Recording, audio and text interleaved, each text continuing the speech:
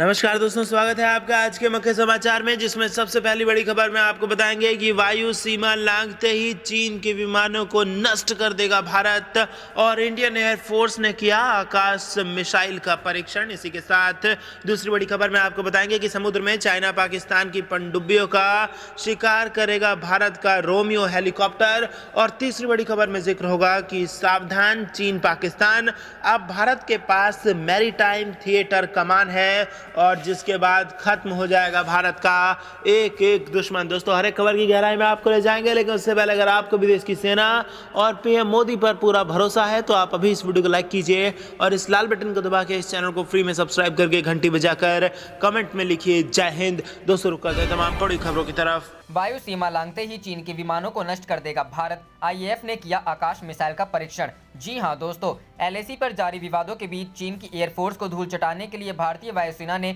आकाश मिसाइलों की test firing की है। वायुसेना ने परीक्षण के तौर पर करीब 10 आकाश मिसाइलें हवा में दागी। परीक्षण में इस बात का ध्यान रखा गया कि संघर्ष बढ़ने की सूरत में अगर दुश्मन की विमान भारतीय वायु सीमा का उल्लंघन करे तो उन्हें हर परिस्थिति में मार गिराया जाए। आंध्र प्रदेश के सूर्यलंका टेस्ट फायरिंग रेंज में पिछले हफ्ते हुए इन परीक्षणों के अलग अलग परिस्थितियां पैदा की गई थी। इस दौरान आकाश मिसाइलों ने लक्ष्यों पर सीधा हमला कर मार गिराया। परीक्षणों के जरिए भारत ने चीन को सीधा संदेश भी दिया कि यदि आकाश लांघने की जरूरत की तो उसका अंजाम भुगतने के लिए उसे तैयार रहना होगा। वायुसेना अधिकारियों के मुताबिक सूर्यलंका टेस्ट फायरिंग रेंज में कंबाइंड गाइडेड वेम्पस फायरिंग 2020 एक्सरसाइज की गई। इस एक्सरसाइज में हवा में करीब 10 आकाश मिसाइलें दागी गई। परीक्षण के दौरान अलग अलग दिशाओं से दुश्मन के काल्पनिक जहाज बनाकर उड़ाए गए, जिन पर आकाश मिसाइलों ने सटीक निशाना लगाया। इंडियन एयरफोर्स ने एक्सरसाइज के दौरान आकाश मिसाइलों के साथ साथ कंधे पर रखकर दागी जाने वाली इगला मिसाइलों का भी परीक्षण किया। बड़ी बात यह है कि दोनों सिस्टम अभी वास्तविक नियंत्रण रेखा यानी एलएसी के साथ दूसरे सेक्टर्स में भी लगे हुए हैं, ताकि दुश्मन का कोई जहाज भारतीय वायु क्षेत्र में घुसने का प्रयास करे तो उसे तुरंत मार गिराया जा सके। बता दें कि आकाश देश में बने सफलतम वेम्पस सिस्टम में एक है। इसके घातक बन जाने से देसी हथियारों से युद्ध लड़ने की भारतीय सेना की चाहत पूरी करेगी। आकाश मिसाइल को हाल ही में अपग्रेड किया गया है और इसमें सर्च इंस्ट्रूमेंट्स लगाए जा रहे हैं ताकि लक्ष्य को ढूंढने में पहले से ज्यादा आसानी हो सके। भारत की जरूरतों के हिसाब से रक्षा अनुसंधान एवं विकास संगठन लगातार इसे आधुनिक बनाने में लगा है। बीते कुछ वक्त में डीआरडीओ की ताकत को वैसे भी पूरी दुनिया ने देखा है, जहां अलग अलग परिस्थितियों के लिए भारत को डीआरडीओ ने सशक्त किया है, फिर चाहे वो थल सेना से जुड़ी हो, वायु सेना से या फिर नौसेना से जुड़ी हो। डीआरडीओ प्राइम मिसाइल सिस्टम के जरिए बहुत ऊंचाई वाले लक्ष्य को भी भेदने के योग्य बनाने में जुटा है, जिससे आने वाले समय में विषम हालात में भी भारतीय सेना की ताकत के आगे हर लक्ष्य बौना लगे। रुख करते हैं अगली खबर की तरफ। समुद्र में चाइना पाकिस्तान की पनडुब्बियों का शिकार करेंगे भारत के रोमियो हेलीकॉप्टर।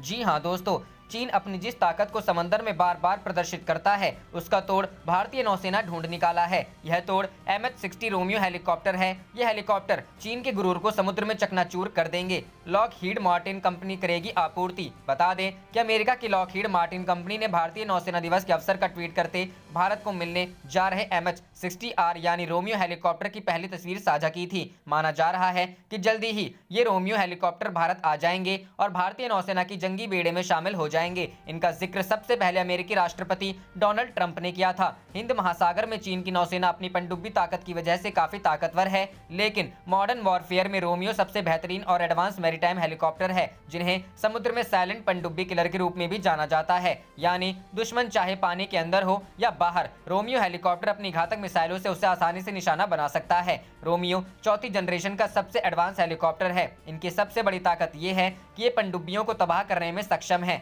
इसके साथ साथ रोमियो हवा से जमीन पर मार करने में भी सक्षम है। Romeo helicopters anti submarine Mark 54 torpedo से भी लैस होते हैं। इसके साथ साथ इनमें Hellfire air to surface missile भी है, यानी हवा से जमीन पर मार करने में ये सक्षम है। इनका इस्तेमाल निगरानी, सूचना और सर्च में भी किया जा सकता है। साथ ही ये गनफायर और लॉजिस्टिक सपोर्ट में भी कारगर हैं। इनका कॉकपिट सबसे एडवांस है। ये हेलीकॉप्टर्स एडवांस ट्रैकिंग और सेंसर सिस्टम से भी लैस हैं।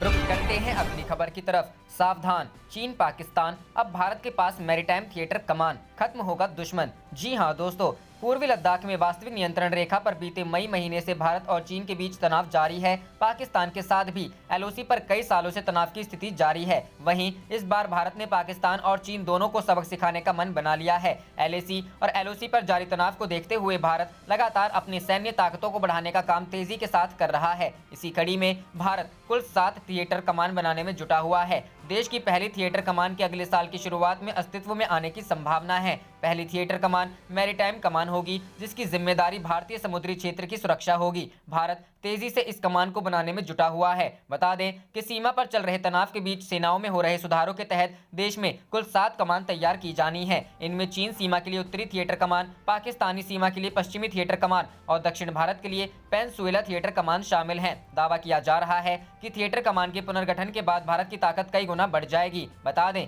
कि मैरीटाइम थिएटर कमान को समुद्र और द्वीपों की सुरक्षा के लिए तैयार किया जाएगा। वहीं हवाई सुरक्षा के लिए एयर डिफेंस थिएटर कमान बनेगी। सूत्रों से मिली जानकारी के मुताबिक इन 5 कमान के पूरा हो जाने के बाद एक स्पेस थिएटर कमान और एक लॉजिस्टिक थिएटर कमान भी बनाई जाएगी। बताया जा रहा है कि मैरीटाइम थिएटर कमान बनाने का कार्य प्रगति पर है और इसमें तीनों सेनाओं को एकीकृत किया जा रहा है। रुक करते हैं अगली खबर की तरफ। चीन के साथ जारी गतिरोध के बीच फ्रांस का ऑफर, सस्ते में उड़ान के दौरान ईंधन भरने वाले एयरक्राफ्ट खरीद ले भारत। जी हां दोस्तों, फ्रांस अपना राफेल युद्धक विमान बेचने के बाद रक्षा सौदों को लेकर भारत के प्रति बड़ी आशा भरी निगाहों से देख रहा है। अब उसने भारत के सामने Airbus 330 multi role transport tanker aircraft बेचने का प्रस्ताव रखा है। अंग्रेजी अखबार हिंदुस्तान टाइम्स के मुताबिक भारत सरकार फ्रांस के इस प्रस्ताव पर विचार भी कर रही है। सूत्रों के मुताबिक फ्रांस का प्रस्ताव स्वीकार किया गया तो एक साथ कई भूमिकाएं निभाने में सक्षम ये एयरक्राफ्ट भारतीय वायुसेना की क्षमता बढ़ा देंगे और चीन के साथ जारी गतिरोध के बीच यह बड़ी खुशखबरी हो सकती है। दरअसल एयरबस 330 उड़ान के वक्त हवा में ईंधन भरने का काम करता है। इस मिड एयर रिफ्यूलर टैंकर से भारतीय वायुसेना की मारक क्षमता बढ़ सकती है। ऐसा नहीं है कि भारत के पास हवा में ईंधन भरने वाले टैंकर नहीं है। अभी वायुसेना रूस की IL-76M से यह काम कर रही है। हिंदुस्तान टाइम्स की रिपोर्ट कहती है कि पाकिस्तान इसी तरह के 4 रिफ्यूलर यूक्रेन से खरीदने जा रहा है, जबकि चीन के पास रूस के यही IL-76M रिफ्यूलर है। रिपोर्ट में रक्षा सूत्रों के हवाले से कहा गया है कि भारतीय वायुसेना एक ब्रिटिश कंपनी से वेट लीज पर एक एयरबस 330 MRTT लेना चाहती थी। इस बीच फ्रांस की तरफ से यह प्रस्ताव आ गया। फ्रांस का ऑफर है कि भारत को बहुत सस्ती कीमत पर 6 एयरक्राफ्ट दिए जाएंगे, जिसका 30 सालों तक रखरखाव की जिम्मेदारी उसकी होगी। ये एयरक्राफ्ट 5 से 7 साल पुरानी है।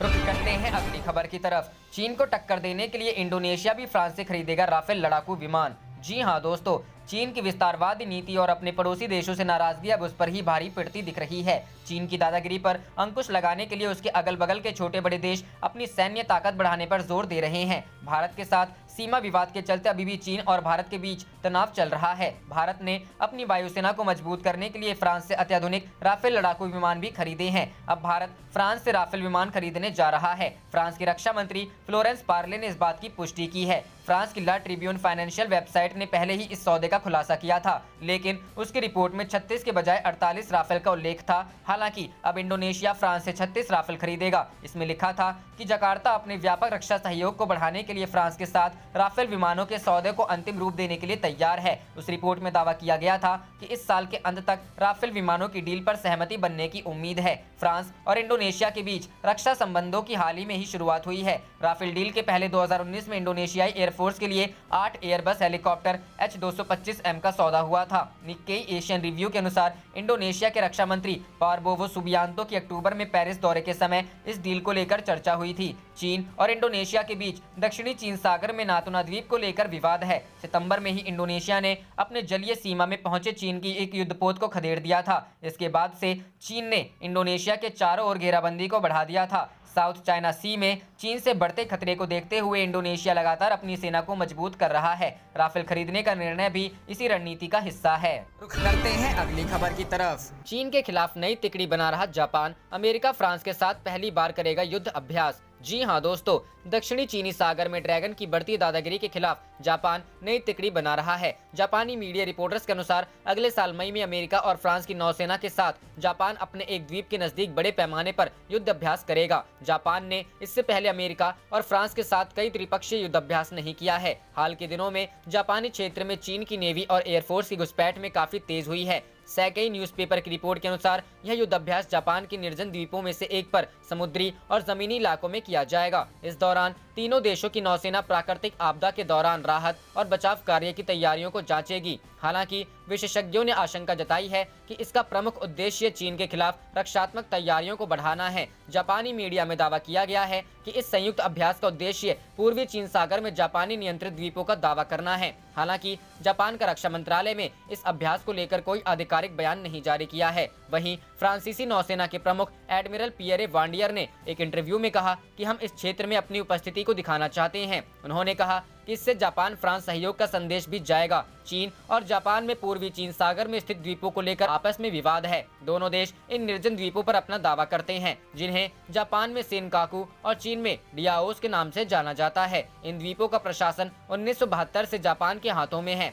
वहीं चीन का दावा है कि द्वीप उसके अधिकार क्षेत्र में आते हैं और जापान को अपना दावा छोड़ देना चाहिए। इतना ही नहीं, चीन की कम्युनिस्ट पार्टी तो इस पर कब्जे के लिए सैन्य कार्रवाई तक की धमकी दे चुकी है। सेनकाकू या डियाओस द्वीपों की रखवाली वर्तमान समय में जापानी नौसेना करती है। ऐसी स्थिति में अगर चीन इन द्वीपों पर कब्जा करने की कोशिश करता है तो उसे जापान से युद्ध लड़ना होगा। हालांकि दुनिया में तीसरी सबसे बड़ी सैन्य ताकत वाले चीन के लिए ऐसा करना आसान नहीं होगा। पिछले हफ्ते भी चीनी सरकार के कई जहाज इस द्वीप के नजदीक पहुंच गए थे, जिसके बाद टकराव की आशंका भी बढ़ गई थी। रुक करते हैं अगली खबर की तरफ। फ्रांस से राफेल खरीदने जा रहा चीन का एक और दुश्मन ड्रैगन की दादागिरी के दिन गए। जी हां दोस्तों, चीन के आक्रामक रवैये से परेशान इंडोनेशिया अब फ्रांस से राफेल लड़ाकू विमान खरीदने जा रही है। फ्रांस की रक्षा मंत्री फ्लोरेंस पार्ले ने एक इंटरव्यू में इस डील की पुष्टि करते हुए कहा कि 36 राफेल विमान बेचने को लेकर दक्षिण पूर्वी एशियाई देश इंडोनेशिया के साथ डील फाइनल हुई है। लंबे समय से दोनों देशों के बीच राफेल विमानों की बिक्री को लेकर बातचीत चल रही थी। अब साउथ चाइना सी में न केवल ड्रैगन के युद्धपोतों बल्कि उसके फाइटर जेट्स के लिए भी खतरा बढ़ जाएगा। फ्रांस की ला ट्रिब्यून फाइनेंशियल वेबसाइट ने पहले ही इस डील का खुलासा किया था, लेकिन उसकी रिपोर्ट में 36 के बजाय 48 राफेल का उल्लेख था। इसमें लिखा था कि जकार्ता अपने व्यापक रक्षा सहयोग को बढ़ाने के लिए फ्रांस के साथ राफेल विमानों की डील को अंतिम रूप देने के लिए उत्सुक है। उस रिपोर्ट में दावा किया गया था कि इस साल के अंत तक राफेल विमानों की डील पर सहमति बनने की संभावना जताई गई थी। फ्रांस और इंडोनेशिया के बीच रक्षा संबंधों की हाल में ही शुरुआत हुई है। राफेल डील के पहले 2019 में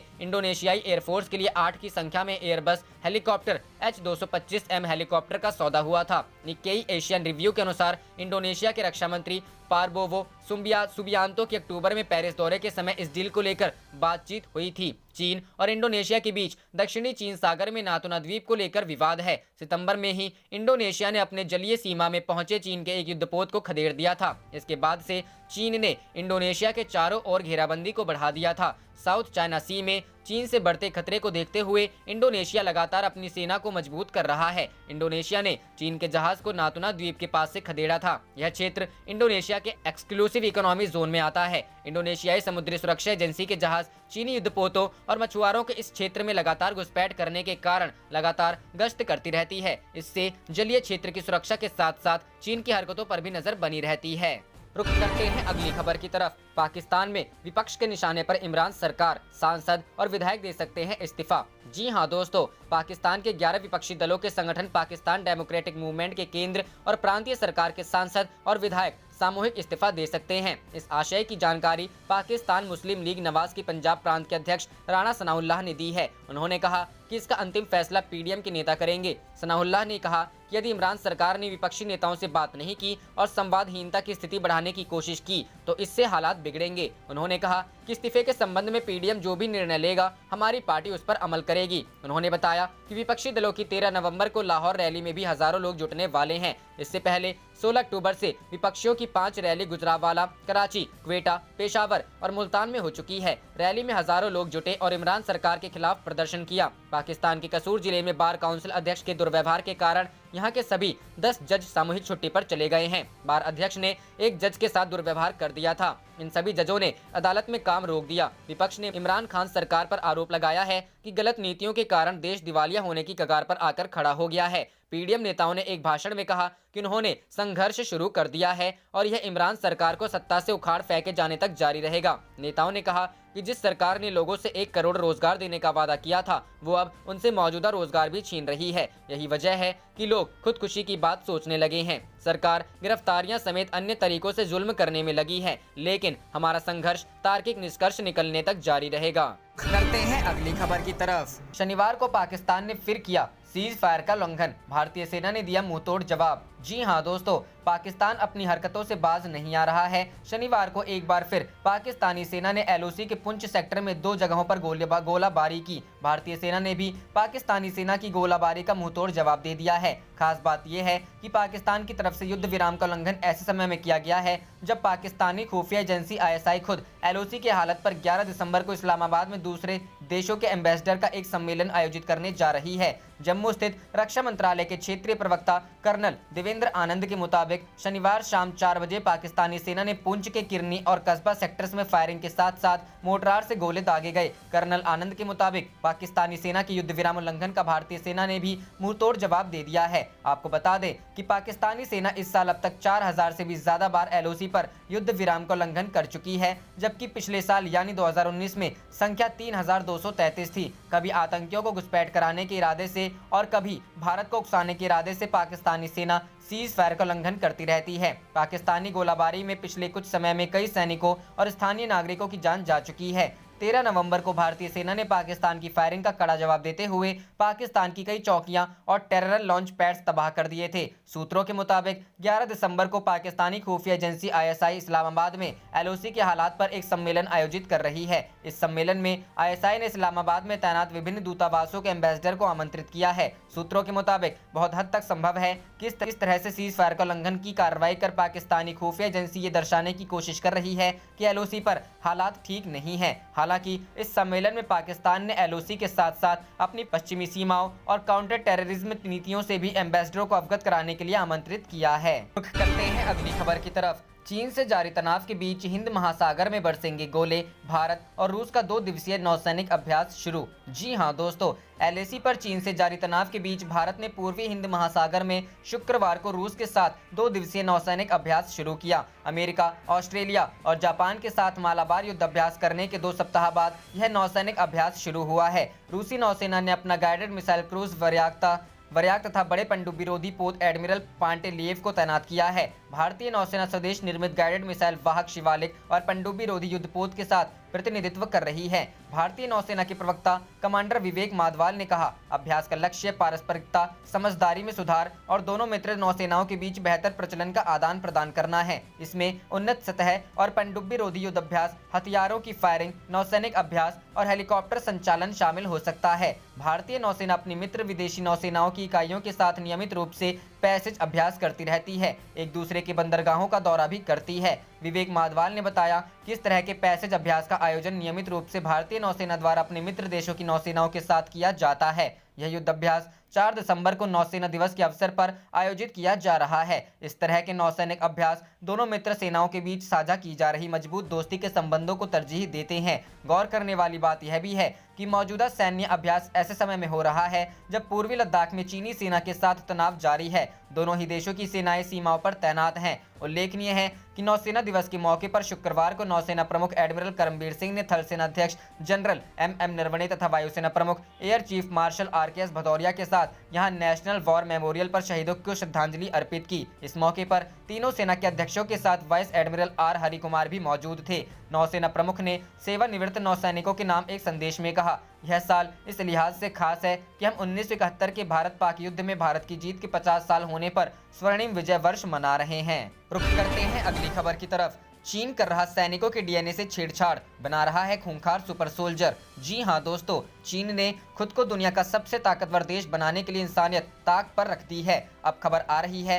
कि वहां सैनिकों पर ऐसे जैविक प्रयोग कर हो रहे हैं कि उनकी अंदरूनी संरचना में बदलाव हो सके। इस तरह से चीन सुपर सोल्जर तैयार करेगा जो युद्ध के हालातों में किसी भी चुनौती का मुकाबला कर सके और जिनमें कोई भावना ना हो। चीन पर आई ये खबर। अब तक हमने जेनेटिक इंजीनियरिंग की बातें फसलों और पशुओं पर ही सुनी थी, लेकिन चीन सबसे बढ़कर है। उसने सीधे सीधे अपने यहाँ के लोगों पर यह प्रयोग शुरू कर दिया है। अमेरिकी राष्ट्रीय खुफिया एजेंसी के डायरेक्टर जॉन रेडक्लिफ ने ख्यात मीडिया संस्थान वॉल स्ट्रीट जर्नल में ऐसा खुलासा किया। माना जा रहा है कि प्रयोग सफल रहा तो चीनी सैनिक पूरी दुनिया के प्रशिक्षित सैनिकों पर भारी पड़ने वाले हैं। जिस प्रक्रिया से चीन सैनिकों के बायोलॉजिकल छेड़छाड़ कर रहा है उसे clustered regularly interspaced short palindromic repeats के नाम से जाना जाता है। यह असल में एक डीएनए स्ट्रक्चर है जो बैक्टीरिया आदि में होता है। अब तक इसका इस्तेमाल बीमारियों से बचाव के लिए होता था। साथ ही फसलों की ज्यादा उन्नत किस्म तैयार करने में भी इस तकनीक का उपयोग होता है। इससे संकर नस्लें पैदा होती हैं जो बेहतर फसल देती हैं। वहीं चीन अब सैनिकों को बेहतर सैनिक बनाने के लिए उनके डीएनए में बदलाव करने जा रहा है।